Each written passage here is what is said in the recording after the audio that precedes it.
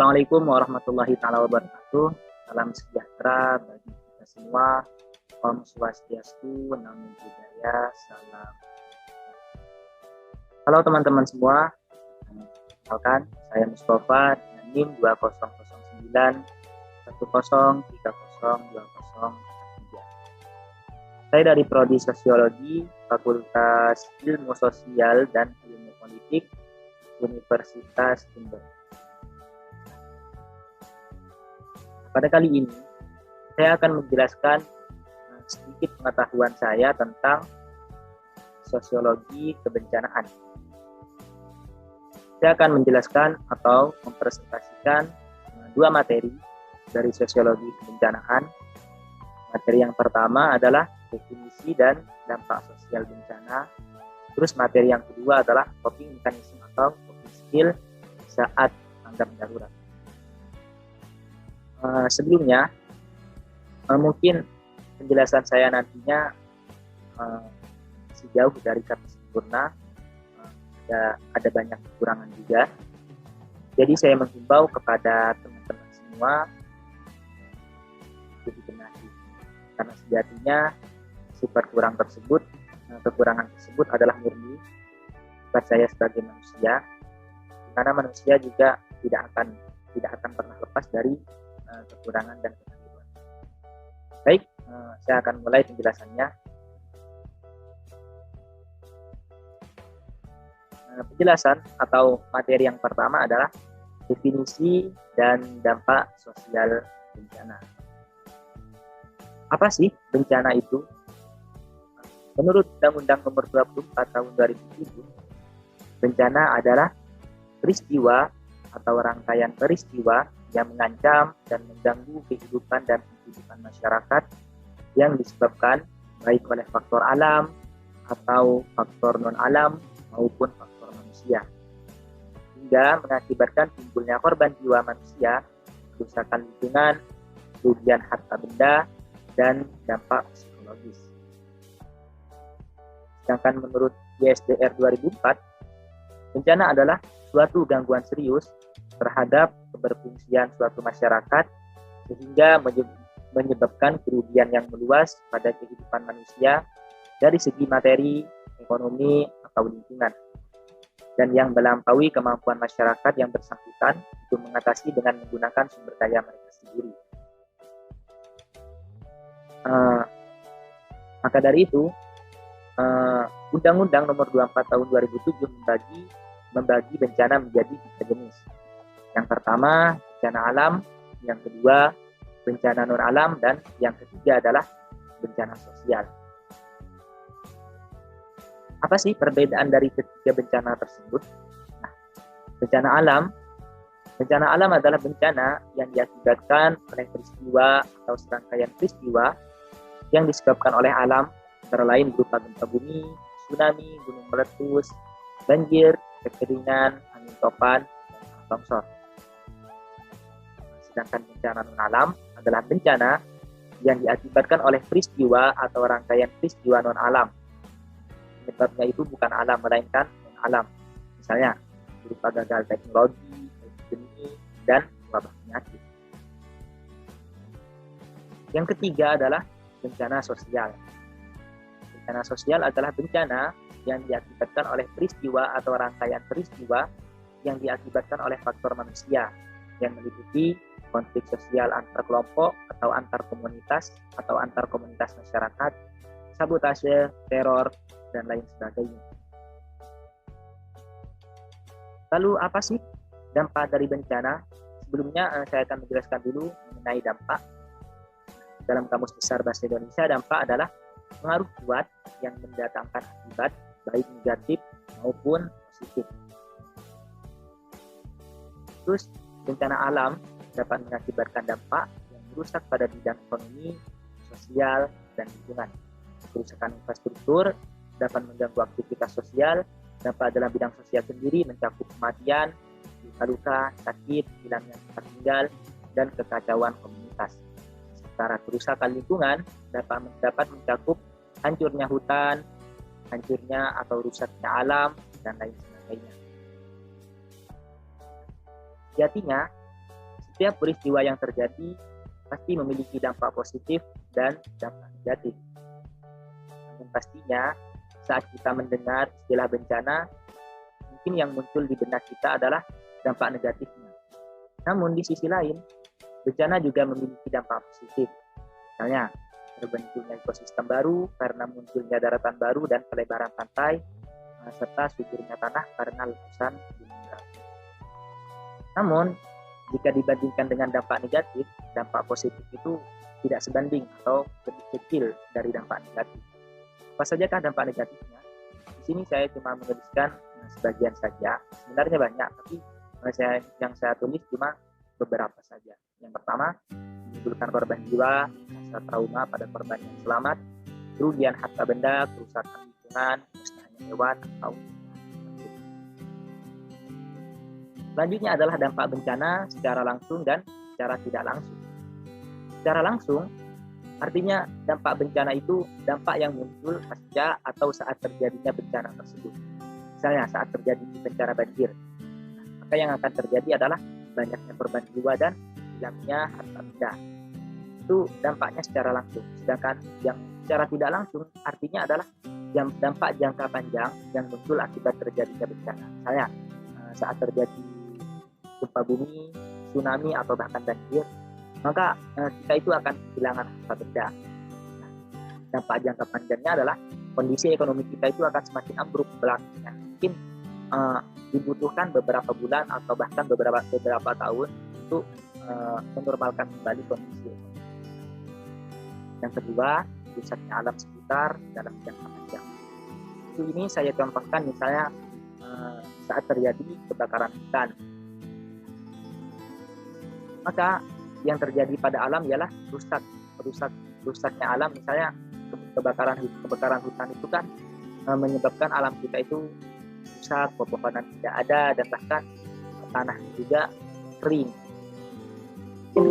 Dibutuhkan beberapa bulan atau bahkan beberapa tahun untuk menormalkan. Mungkin itu saja dampak dari bencana. Selanjutnya kita akan membahas tentang coping mechanism atau coping strategi saat tanggap darurat.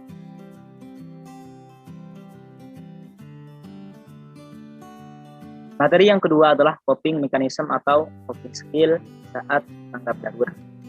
Nah, mungkin saat terjadi bencana, situasi itu akan menjadi sangat kompleks, di mana kepanikan, ketakutan, kebingungan, dan kelelahan serta kesakitan bercampur menjadi satu. Maka saat itulah coping mechanism bekerja saat sejauh mana seseorang atau suatu kelompok masyarakat mampu bertahan dengan apapun yang ada di sekitarnya. Coping mechanism atau coping strategi dapat didefinisikan sebagai suatu strategi yang digunakan seseorang atau suatu komunitas untuk mengatasi tekanan atau permasalahan tertentu pada kondisi yang tertentu juga. Terminologi coping strategis juga dikenal sebagai coping mechanism atau coping skill, yang merupakan suatu proses yang dialami seseorang atau komunitas untuk mengatasi kondisi atau permasalahan tertentu agar menjadi lebih baik. Proses ini diindikasikan dari ruang lingkup konsep ini yang merupakan perasaan, emotion, feeling, seperti stres, pemikiran, thought, dan tindakan before an action. Definisi lain, menurut Maryam 2017, dia menyebutkan bahwa coping adalah sebagai suatu bentuk perilaku yang terlihat dan tersembunyi yang dilakukan seseorang untuk mengurangi atau menghilangkan tegangan psikologi dalam kondisi yang penuh stres. Sedangkan menurut Sarafino, coping adalah usaha untuk menetralisasi atau mengurangi stres yang terjadi. Sedangkan dalam pandangan Haber dan Runyon, pada 1984, dia menyebutkan bahwa coping adalah semua bentuk perilaku dan pikiran, baik negatif maupun positif, yang dapat mengurangi kondisi yang membebani individu agar tidak menimbulkan stres. Dari penjelasan di atas, maka dapat disimpulkan bahwa coping adalah sebuah perilaku yang dilakukan seseorang untuk mengurangi stres. Nah, selanjutnya, Maryam juga menuliskan bahwa strategi coping bertujuan untuk mengatasi situasi dan tuntutan yang dirasa menekan, menentang, membebani, dan melebihi sumber daya, resource yang dimiliki. Sumber daya coping yang dimiliki seseorang akan mempengaruhi strategi coping yang akan dilakukan dalam menyelesaikan berbagai masalah. Karenanya, coping strategi merupakan suatu hal yang berkaitan erat dengan kemampuan seseorang individu atau komunitas untuk dapat bertahan menghadapi situasi yang menekan dengan menggunakan sumber daya seadanya yang ada di sekitarnya. Seperti saat terjadi gempa, bagaimana individu saling membantu menyelamatkan yang lainnya dengan menggunakan alat seadanya, makan minum dengan yang ada di sekitarnya, menggunakan tempat tinggal yang ada, mengobati luka dengan obat yang ditemui, serta kemampuan untuk selalu melihat peluang untuk tetap bisa bertahan hidup. Nah, selanjutnya adalah penelitian tentang coping strategi. Pada 2018, ada seorang peneliti bernama Budiati. Dia meneliti tentang coping strategi masyarakat Mudangan di Blitar, di mana dalam menghadapi erupsi Gunung Kelut. Terdapat beberapa coping strategi yang dilakukan oleh masyarakat Blitar yang dibagi atas strategi coping di sektor ekonomi, sektor teknologi, sektor sosial, dan kultural. Dalam aspek ekonomi, masyarakat Mudangan Blitar melakukan beberapa coping strategi yaitu yang pertama, penitipan hewan ternak berupa kambing dan sapi di tempat yang aman, dan apabila diprediksi erupsi cukup besar, maka hewan ternak dititipkan di Tengkulak. Yang kedua, panen dini atau panen lebih awal pada beberapa komoditas pertanian yang memungkinkan. Yang ketiga, penitipan surat penting di kantor desa. Yang keempat, pemulihan ekonomi dengan mengolah hasil pertanian dengan bahan baku yang mudah didapat seperti talas yang diolah kembali menjadi keripik talas dan dipasarkan kembali. Dan upaya yang terakhir atau upaya ekstrim yang kelima, coping strateginya adalah dengan menjual aset berharga yang masih tersisa sebagai upaya recovery. Di slide sebelumnya sudah dijelaskan coping strategi dari segi ekonomi. Sekarang dari segi teknologi yang dilakukan oleh masyarakat Blitar. Yang pertama, memperkuat tembok rumah dengan membangunnya menggunakan batako. Yang kedua, membangun atap dengan standar kegunung apian. Di Desa Mudangan, atap jenis ini disebut dengan serotong. Namun sebelumnya, rumah di Desa Mudangan bertipe atap petang piak atau seperti gunung api, lancip di atas dan datar di kanan kirinya. Yang ketiga, pembangunan saluran air yang berfungsi ganda, di mana saluran yang pertama digunakan untuk penanggulangan terhadap material erupsi dan saluran yang kedua sebagai irigasi. Sedangkan dalam aspek sosial, terdapat beberapa coping strategi yang dilakukan masyarakat Mudangan, yakni yang pertama, bersama-sama membersihkan material erupsi yang mengenai rumah-rumah, fasilitas umum, jalan-jalan, dan lainnya. Yang kedua, gotong royong membersihkan desa, biasanya di daerah sana disebut dengan istilah gadran.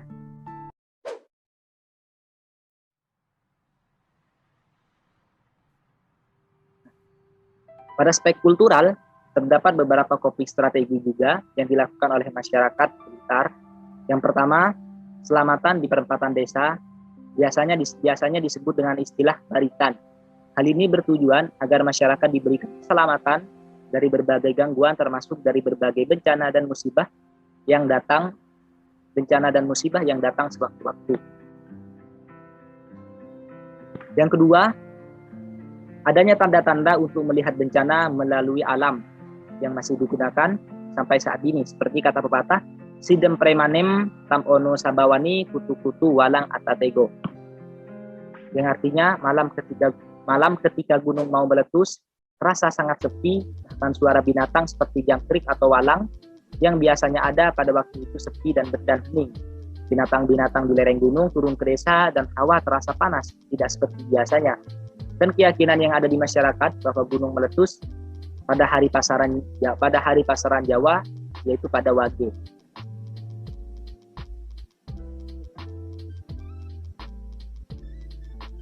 Yang ketiga adalah penyediaan meja khusus di setiap rumah melindungi dari letusan, karena ada larangan berlindung di bawah gedung atau bangunan yang terbuat dari besi, apses, dan seng. Cara menyelamatkan diri versi tradisional seketika letusan mengeluarkan kerikil maupun batu adalah dengan mengeluarkan biji kayu yang berstruktur keras dan kuat ke tempat lapang dan aman dari kemungkinan bangunan yang roboh. Kemudian diselubungi menggunakan terpal sehingga kolong meja dapat digunakan sebagai tempat perlindungan sekeluarga. Nah, objek penelitian selanjutnya adalah masyarakat di Desa Ngadirejo. Penelitian ini dilakukan oleh Kurnia Desi Arisandi pada tahun 2018, di mana dia meneliti masyarakat Desa Ngadirejo di sekitar kawasan lereng Gunung Bromo. Dia menemukan bahwa masyarakat memiliki strategi dalam mengantisipasi dampak letusan Gunung Bromo, yakni dengan cara mengganti bentuk atap rumah serta mengganti jenis tanaman yang sesuai dengan kondisi kawasan Gunung Bromo. Atap rumah yang sebelumnya menggunakan genteng bata yang memiliki banyak lekukan diganti menggunakan atap yang desainnya lurus sehingga memudahkan pasir hasil erupsi untuk jatuh ke bawah. Sedangkan untuk tanaman, warga belajar dari kejadian yang pernah dialami ketika erupsi gunung, di mana hampir semua tanaman penduduk mati, sehingga kemudian penduduk mempercepat proses panen tanam dengan mengganti jenis tanaman dengan tanaman yang lebih cepat masa panennya, serta menanam tanaman di dalam pot untuk memudahkan peletakan tanaman di tempat yang aman. Dalam hal ini, tanaman yang ditanam seperti seledri. Penelitian selanjutnya yaitu topik strategi kejadian gempa Lombok. Pada beberapa kasus kejadian gempa Lombok, para penyintas bencana melakukan berbagai macam cara untuk bisa bertahan hidup, baik dengan kondisi duka, kondisi kelaparan, kondisi ketiadaan tempat tinggal, ketiadaan air, ketiadaan makanan, ketiadaan alat makan, dan lain sebagainya. Mereka menggunakan berbagai macam cara, bahkan sebelum bantuan datang, mereka sudah bisa survive. Beberapa hal yang dilakukan oleh penyintas bencana gempa Lombok yang akan saya uraikan dalam penjelasan di bawah. Nah, yang pertama, melindungi diri dengan alat seadanya.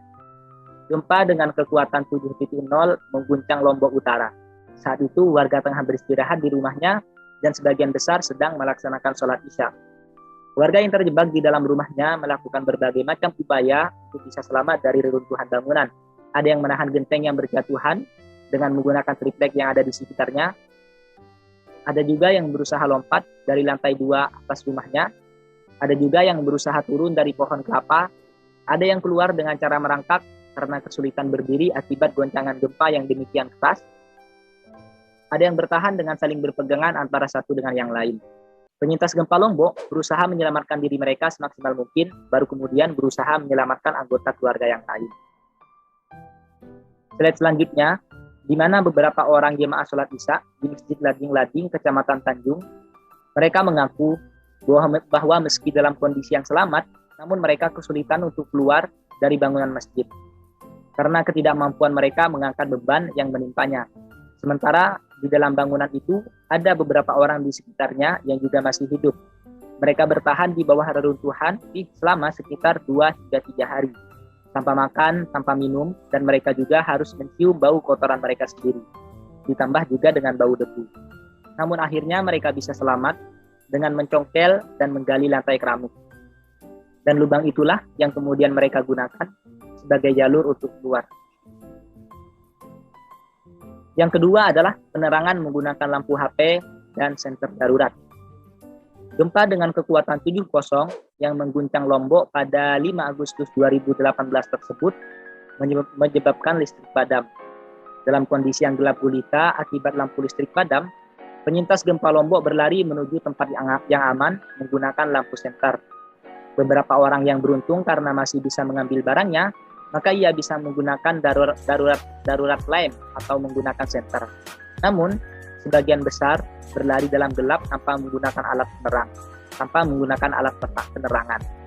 Demikian paniknya warga, terutama karena ditambah dengan isu akan terjadinya tsunami, maka warga dengan serta-merta melarikan diri tanpa sempat membawa barang berharga. Bahkan beberapa orang berlari melewati sungai yang penuh dengan semak belukar, sehingga mereka justru terluka oleh goresan ranting-ranting kayu. Yang ketiga adalah berlari ke tempat terbuka dan ke gunung.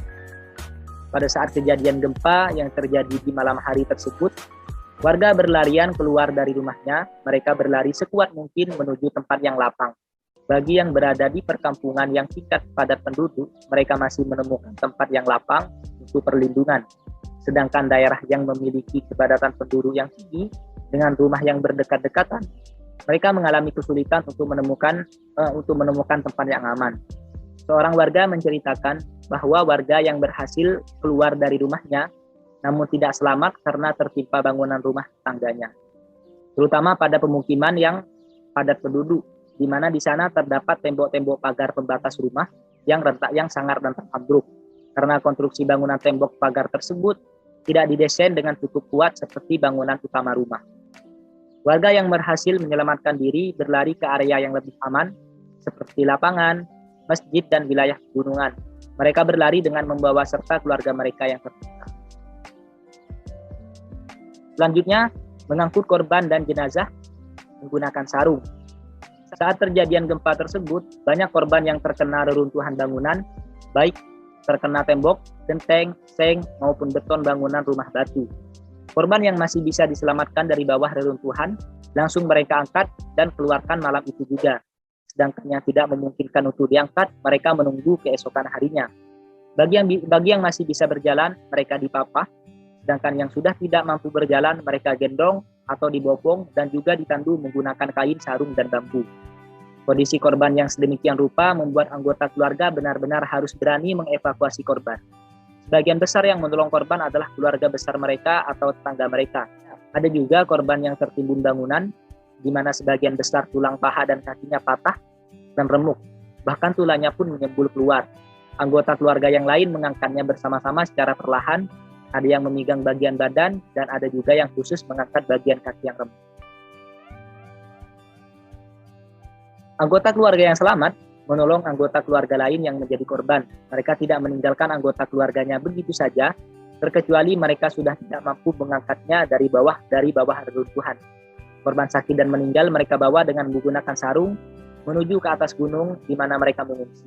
Korban yang meninggal berbaur menjadi satu dengan korban yang selamat. Keesokan harinya, warga berupaya mencari dan menyelamatkan anggota keluarga mereka sebisanya dengan dibantu oleh warga yang lain.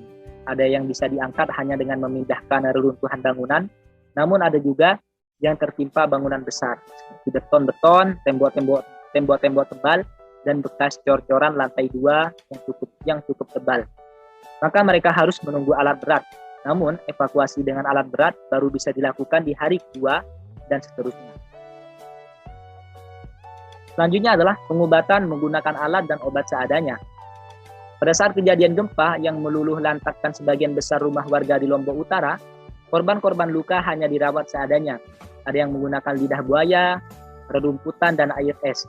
Lidah buaya mereka gunakan karena terdapat pengetahuan tentang obat luka secara turun-temurun menggunakan lidah buaya.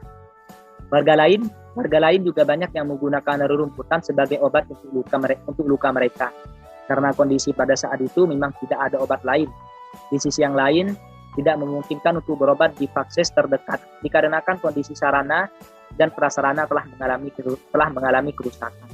Selain itu, petugas vaskesnya pun panik dan menyelamatkan diri serta keluarganya, sehingga mereka tidak bisa membantu korban-korban luka yang lainnya. Namun, di beberapa lokasi yang fasilitas kesehatannya tidak mengalami kerusakan, maka mereka masih melakukan pertolongan pada warga yang terluka. Kondisi malam yang gelap gulita dan kepanikan karena isu tsunami membuat mereka terus berlari ke arah pegunungan. Sedangkan di atas pegunungan, mereka hanya menemukan rerumputan dan dedaunan sebagai obat. Selain itu, pada masyarakat Lombok ada kebiasaan mengobati luka menggunakan dedaunan, seperti daun mas-masan atau sebagian warga menyebutnya sebagai daun PKI, karena sering digunakan sebagai obat luka. Ada juga yang berupaya mencari es batu untuk menghentikan darah yang mengalir, namun itu pun mereka lakukan dengan harus mencari rumah atau toko yang masih bisa diakses.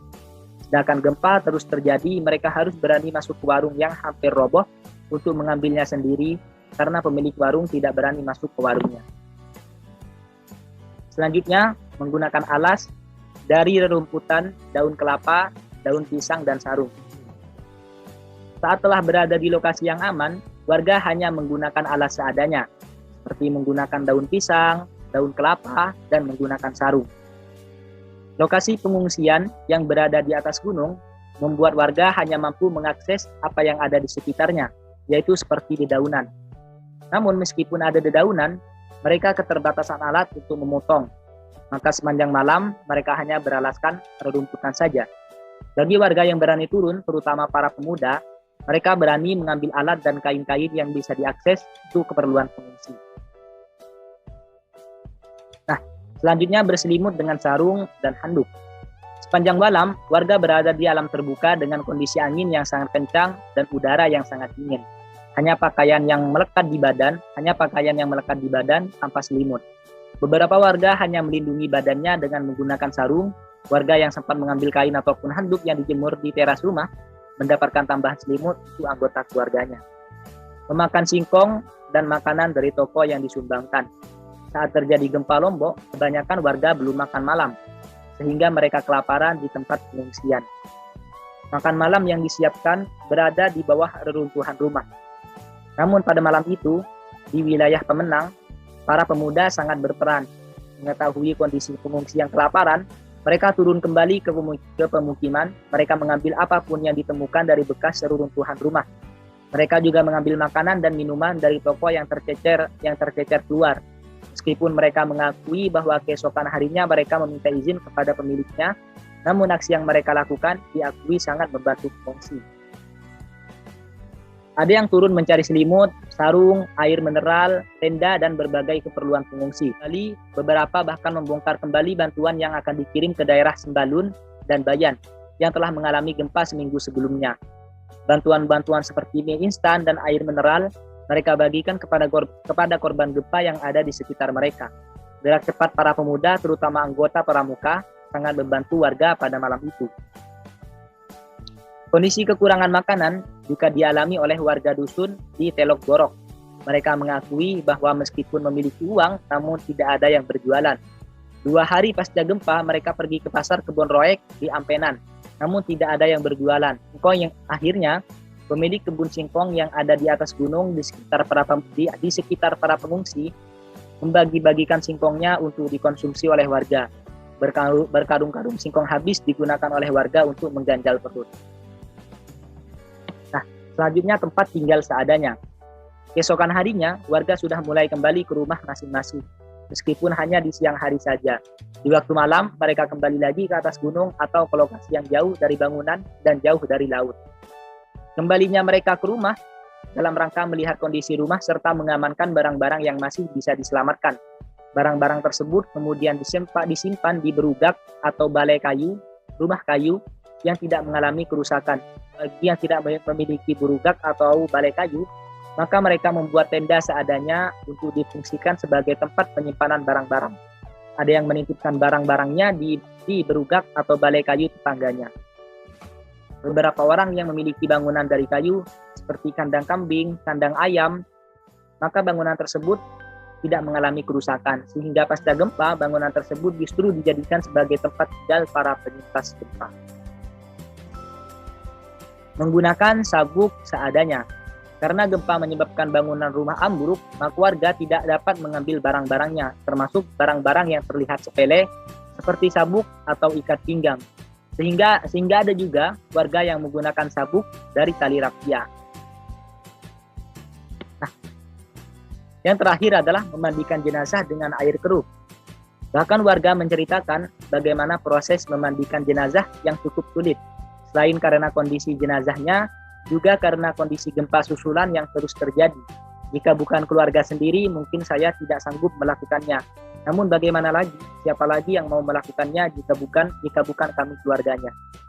Demikian cerita seorang warga yang kehilangan bibi dan kakeknya saat kejadian gempa tersebut.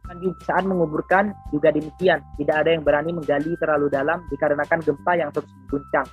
Bahkan jenazah yang telah dimandikan hanya menggunakan air yang keruh dan dikafani menggunakan sarung. Begitu tragis terjadinya gempa di Lombok. Mungkin itu saja sedikit pengetahuan yang bisa saya sampaikan. Apabila ada kekurangan dalam hal penulisan ataupun pengetikan, dan apabila ada kesalahan dalam hal pengucapan dan lain sebagainya, Saya mohon maaf yang sebesar-besarnya. Akhirul kalam, wallahul muwaffiq ila aqwamit thoriq. Wassalamualaikum warahmatullahi wabarakatuh.